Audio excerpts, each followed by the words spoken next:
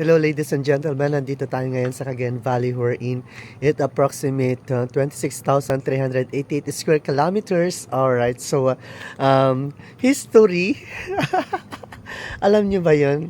That's the fact, no, about Cagayan Valley. That's the exact measurement, no? So, as you can see, it was surrounded, our house is surrounded by a rice field, no? At saka, syempre, meron din mga may mga kagubatan, slight kagubatan, pero may mga really this is kapatagan, no. It's flat siya, so surrounded by rice field. Look at this. Halos lahat ay napapalibutan siya ng rice field, pero marami pa rin puno siya. Punong-puno rin pa rin siya ng puno.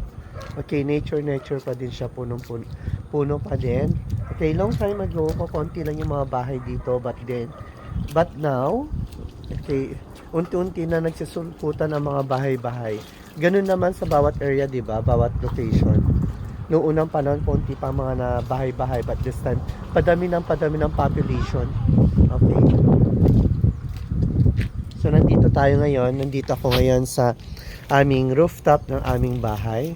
Okay, so paikot-ikot lang.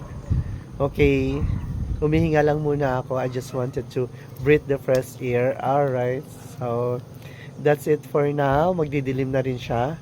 So, I'm gonna go. Bye guys!